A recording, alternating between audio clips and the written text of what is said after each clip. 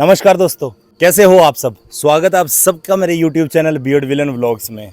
अभी मैं महाराष्ट्र के रायगढ़ में श्री छत्रपति शिवाजी महाराज जी के रायगढ़ में आज हमारे साथ ताना जी हैं, जो हमें इस पूरे किले को विज़िट करवाएंगे और इस किले का क्या इतिहास रहा है वो सब हमें बताएंगे। ये वही किला है जहाँ श्री छत्रपति शिवाजी महाराज जी ने अपनी आखिरी सांस ली, यहीं पर उनका सिंहासन था और ये उनकी दूसरी राजधानी थी।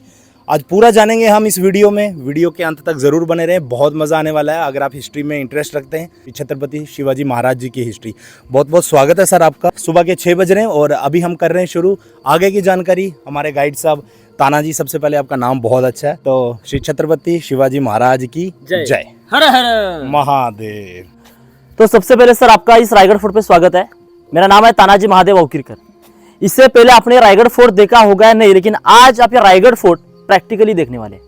वैसे तो सर रायगढ़ फोर्ट अगर पूरी तरह से देखना है तो 2 दिन भी कम पड़ेगी। पूरा फोर्ट 1200 एकड़ में, लेकिन ऊपर के जो मेन पॉइंट है वो ऊपर जाकर हम 3-4 घंटे में देख सकते हैं।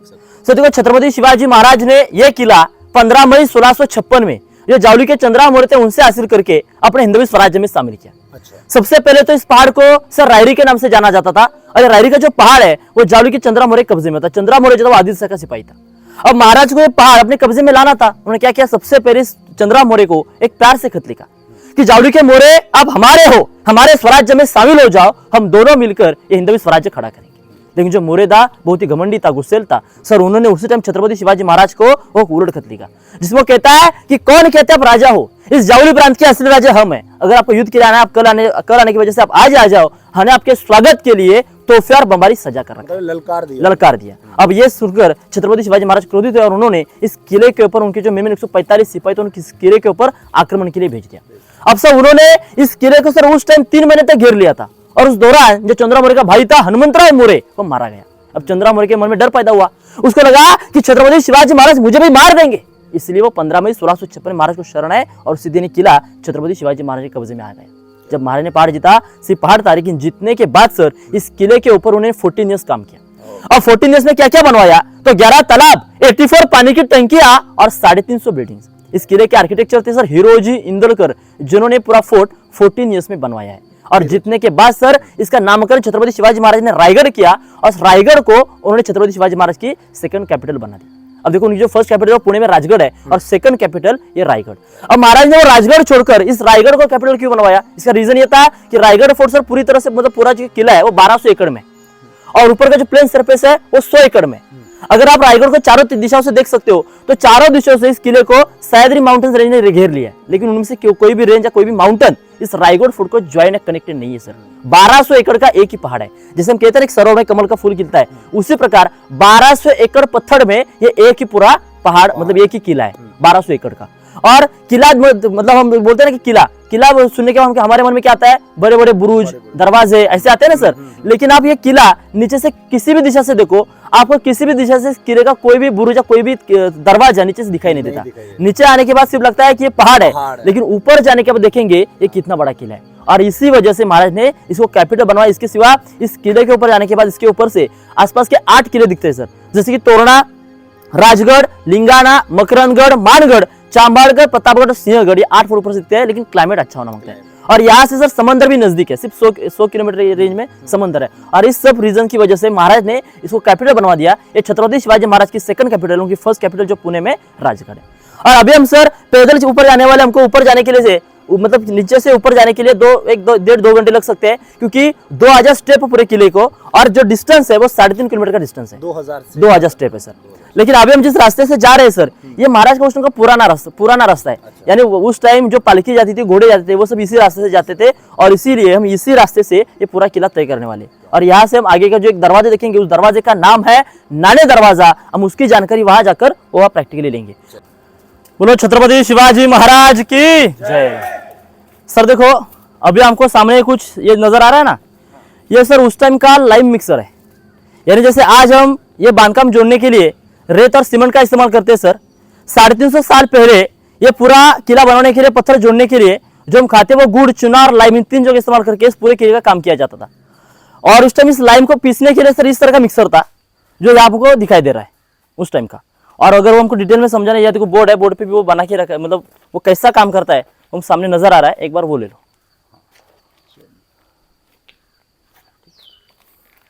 अभी हम सर इस किले का जो पहला गेट है उसको नानी दरवाजा कहा जाता है, वो हम देखेंगे। वो नीचे से कैसा दिखता है पूरा देख के हम सामने उसकी जानकारी लेंगे। आइए। तो देखो अभी हम जिस दरवाजे में खड़े उस दरवाजे को कहा जाता है नाने दरवाजा। सर जैसे हम सिक्का कहते हैं उसको मराठी में सर नाना कहा जाता है। सर आज हम किसी भी जगह पर जाते हैं तो कुछ ठिकान पर वीआईपी एंट्रीज रहती है और वीआईपी पासेस रहते हैं। जिसके पास वो पास होगा उसको ही वहां से अंदर एंट्री दी जाती थी। उसी प्रकार से 350 साल पहले जिसके पास वो वीआईपी नाना रहेगा सर उसको यहाँ से एंट्री देती है, इसलिए उसको नाने दरवाजा कहा जाता है।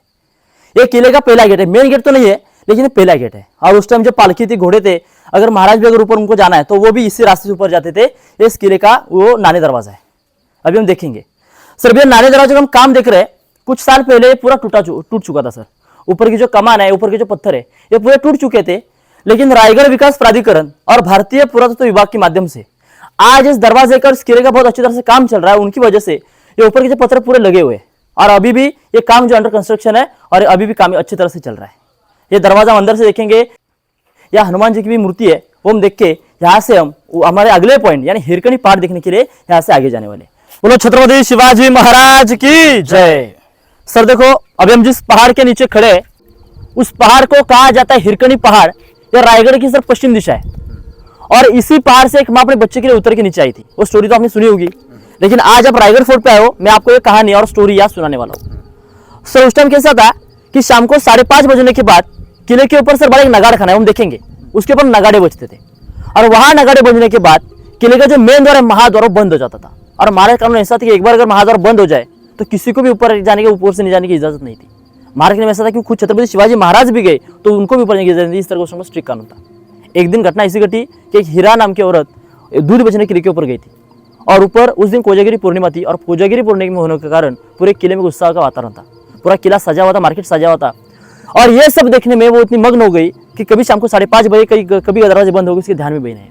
शाम को 5:30 बजे उस ध्यान में आया मुझे नीचे जाना है, मेरा 2 महीने का बच्चा नीचे घर में रो रहा होगा। ये ध्यान में आने के बाद वो 500 स्टेप उतर कर किले के मेन द्वार महाद्वार वहाँ आई।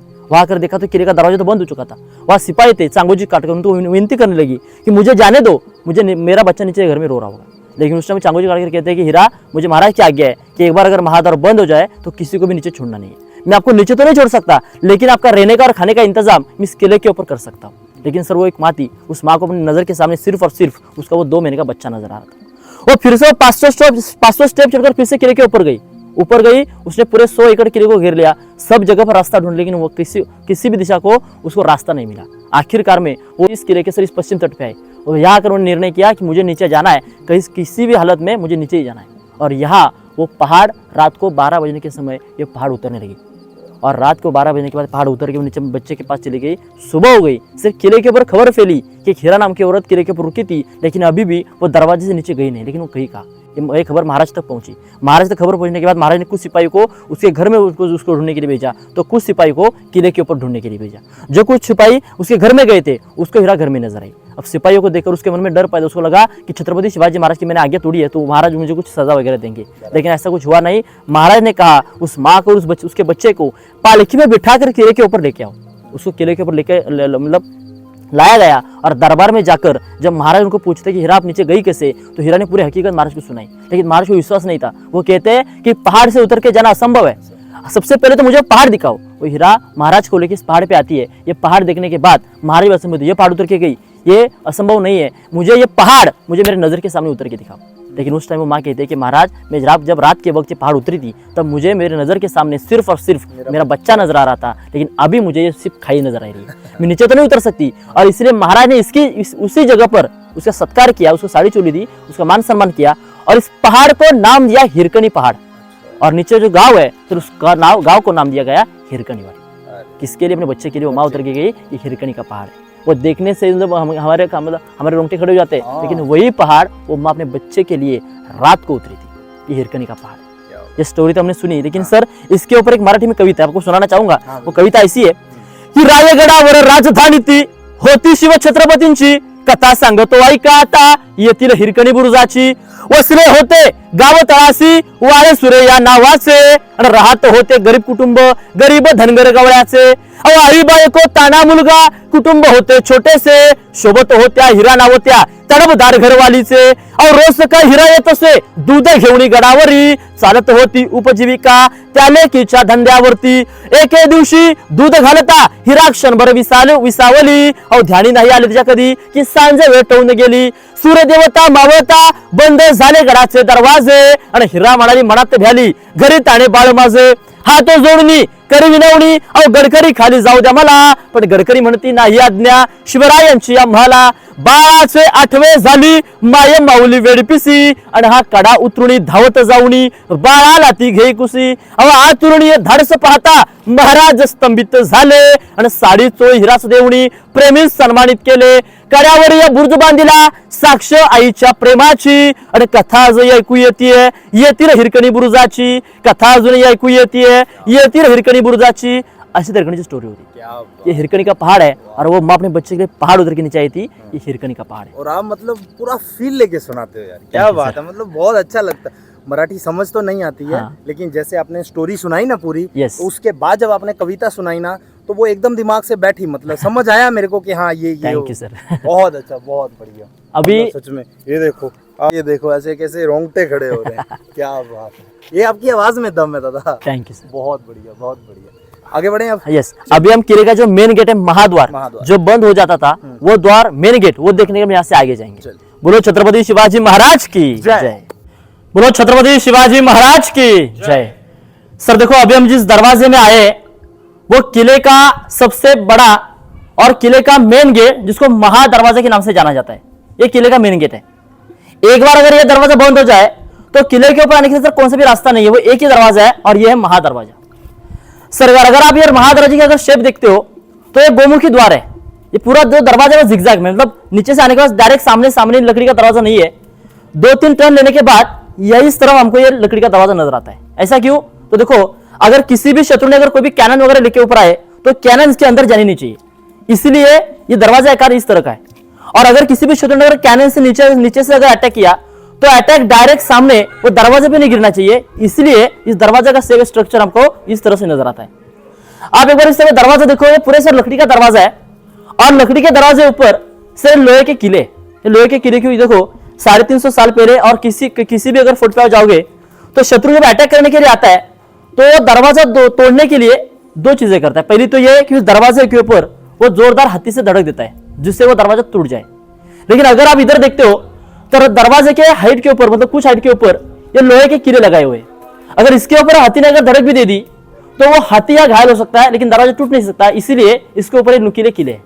और दूसरा चीज ये तो ये करते थे कि हम पिक्चर में फिल्मों में देखते हैं कि एक बड़ी सी लकड़ी लेके दूर से जाके वो रनअप लेके वो उसके ऊपर धड़क दी जाती है। लेकिन सर अगर यहाँ आप देखोगे तो रनअप के लिए सर इतनी बड़ी जगह इधर नहीं है, आप रनअप लेके भी इसके ऊपर ऐसी धड़क दे सकते हैं और दरवाजा तोड़ नहीं सकते, इसीलिए दरवाजा आकार आपको इस तरह से नजर आता है। सर अगर आप इधर दरवाजा देखो, ये दरवाजा सिर्फ दोनों तरफ से खुल रहा है लेकिन फिर भी इस दरवाजे को सर यहाँ देखो छोटा दरवाजा बना हुआ है, दिख रहा है सर ये छोटा दरवाजा खिड़की जैसा। सर इसको कहा जाता है दिंडी दरवाजा। और मैं इमेजिन करो अगर ये बड़ा दरवाजा खुल रहा है तो फिर भी ये छोटा दरवाजा क्यों? सर ये बड़ा दरवाजा वो कब खोलते थे? जब महाराज आते थे, पालकी वगैरह आती थी और कोई वे पे, तब ये बड़ा दरवाजा खुला जाता था। लेकिन आम लोगों के लिए सर उस टाइम एंट्री इस छोटे दरवाजे से थी। ऐसा क्यों? क्योंकि उस टाइम अगर किसी भी शत्रु अगर अटैक का प्लान कर रहा है तो प्लानिंग के पहले यहाँ के कुछ सैनिकों को अपनी तरफ मतलब अपनी तरफ से ले लेता है, क्योंकि वो सिपाही हमारे उनके साथ मिले हो। अगर वैसा मिला हुआ सैनिक और वैसा गद्दार सैनिक अगर शत्रु के साथ अगर यहाँ आए और उसके लिए हम क्या कहेंगे, ये मेरा पहचान वाला है, और उसके लिए अगर हमने बड़ा गेट खोला तो उसके साथ होने वाला शत्रु सब एट ए टाइम अंदर घुस सकता है। लेकिन सर यहाँ अगर देखा, इस छोटे गेट से, छोटे दरवाजे से अंदर जाने के लिए एट ए टाइम एक ही आदमी जा सकता है। वो पहचान का आदमी हमने अंदर लिया लेकिन उसके पीछे आने वाला आदमी पहचान कर लिए, हम तुरंत दरवाजा बंद करके उस शत्रु को रोक सकते हैं। इसलिए ये छोटा दरवाजा था, इसलिए इसको दिंडी दरवाजा कहा जाता है। अगर आप दरवाजा देखते हो सर, बड़ी ये पत्थर की दीवार है, दीवार के ऊपर है देखो ये छोटे छोटे होल्स है। ये होल किस लिए? अगर शत्रु यहाँ आए तो शत्रु के ऊपर सर यहाँ से उसके ऊपर गर्म तेल डाला जाता था, इसलिए इसको ये छोटे छोटे होल है। और किले के सामने हमने देखे ये 2 बुरुज थे, इस बुरुज का नाम था एक जय बुरुज और एक विजय बुरुज।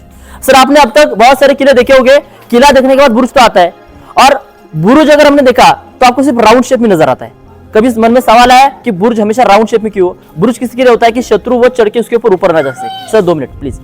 वो चढ़कर ऊपर जा ना सके, इसलिए बुर्ज बनाते। फिर वो बुर्ज गोल आकार का हो, मतलब चौकोनी हो अथवा स्ट्रेट वॉल हो, उसके ऊपर चढ़ना संभव है क्या सर? नहीं। लेकिन फिर भी बुर्ज गोल आकार के इसलिए होते हैं क्योंकि देखो जो कैनन बॉल होता है वो भी राउंड शेप का होता है। अगर हमने वो कैनन बॉल से प्लेन दीवार पे अथवा चौकोनी बुर्ज के ऊपर अगर अटैक किया तो उसका प्रेशर उसके ऊपर पड़ के पूरा टूटने की मतलब संभावना ज्यादा रहती है। लेकिन अगर हमने राउंड बुर्ज के ऊपर अगर वो तो मतलब कैनन बॉल चढ़ाया तो वो कैनन बॉल किसी ना किसी तरफ स्प्लिट हो जाता है और पूरा प्रेशर एक जगह पर पड़ता नहीं और वो टूटने की संभावना बहुत कम होती है। इसलिए बुर्ज हमेशा गोल आकार के होते हैं।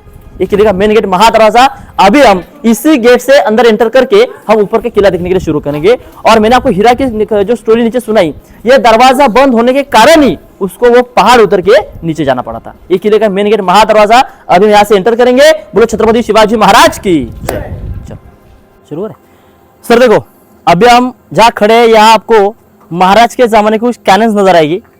अभी हम महादरवाजे की तटबंदी के ऊपर खड़े और तटबंदी के ऊपर मतलब ये जो तटबंदी है यहाँ से आगे टकमक टोक तक है और ये इसको आगे तक एक 4-5 बुरुज है। हर एक बुरुज के ऊपर आपको ऐसे 2-2 कैनन्स नजर आएगी, उसमें से 2 है।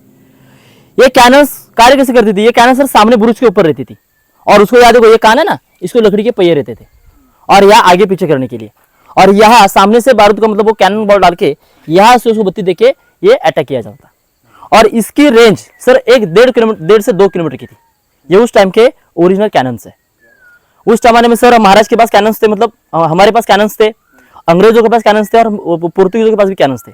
इस तोपों की रेंज जो है वो 1.5-2 किलोमीटर की थी, लेकिन कुछ कैनन्स बड़े, उसकी रेंज सर 6-7 किलोमीटर तक की थी। और उसमें अंग्रेजों के पास जो कैनन्स थी उसकी रेंज सर लगभग 11 किलोमीटर की थी। ये उस टाइम के महाराज के ओरिजिनल कैनन्स है जो हमको नजर आएंगे। बोलो छत्रपति शिवाजी महाराज की जय। सर देखो अभी हमने पूरा किला चढ़ के अभी हम इस किले के पूरे टॉप पे आए और यहाँ से हम जो मेन हमारे जो पॉइंट है 22 पॉइंट वो हम देखने के लिए यहाँ से शुरू करने वाले। सबसे पहले तो आपके सामने बड़ा सा तालाब दिखाई देगा होगा। इस तालाब को सर कहा जाता है हाथी तालाब। और इसी तरह के इस किले के ऊपर सर टोटल 11 तालाब है, उसी में से एक हाथी तालाब है।